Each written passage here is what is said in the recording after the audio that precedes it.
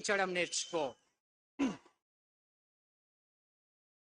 ఏ డిగ్రీలు చేతలు పట్టుకొని దిక్కుతోచక నిలబడ్డావో తమ్ముడా, ఇకనైనా గొంతు తెరుచుకొని ప్రశ్నించడం నేర్చుకో.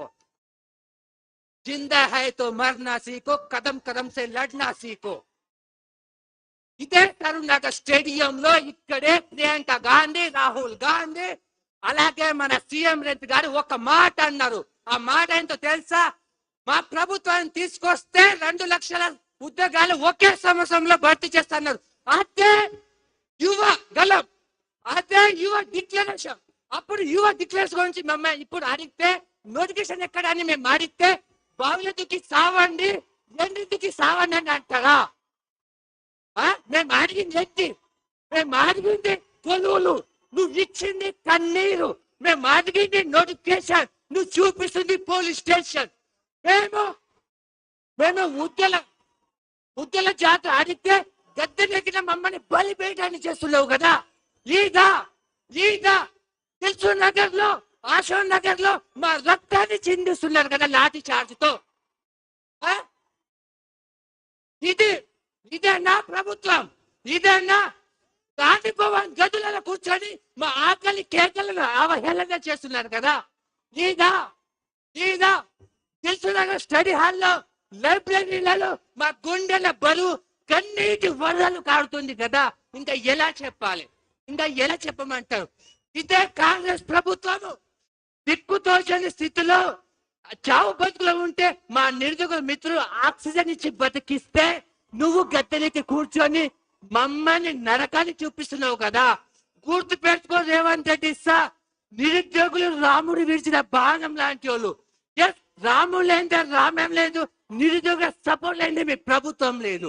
అవునాగా ఇక్కడ వచ్చిన నిరుద్యోగులు ఒక్కొక్కరు సైనికుల కదిలి నీ పీదని కూలతో అయిపోతే అప్పుడు నన్ను అడుగు. అవునా? ఇదే బిఆర్ఎస్ గవర్నమెంట్ గత ప్రభుత్వం ఇచ్చిన నోటిఫికేషన్ ను నీ ఖాతాలో వేసుకున్నావు కదా. నీ దమ్ము ధైర్యం ఉంటే అదే అయోధ్య రాముడి ప్రమాణం చేసి చూపెట్టు, ఇది నేను ఇచ్చాను అని చెప్పగలవా? నీ మనవాడు పూరీలు చేసుకుంటే ఏమన్నావు?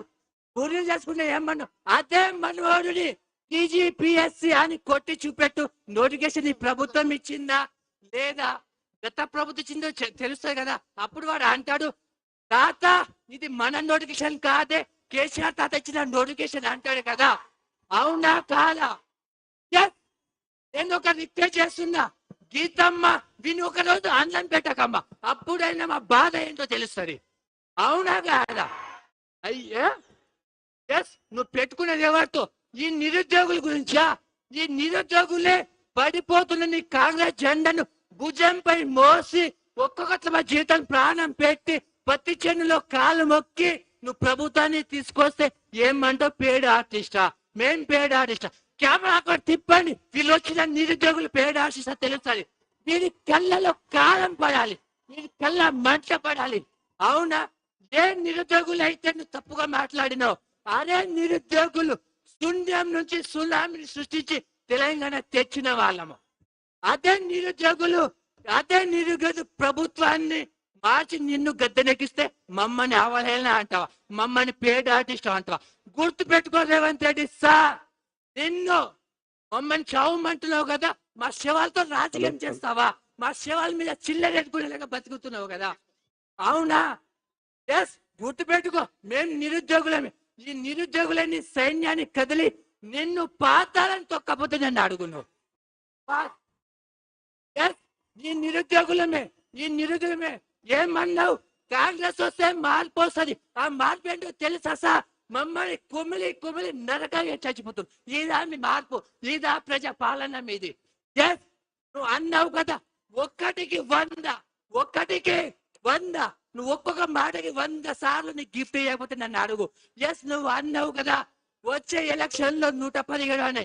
117 1 ప్లస్ 1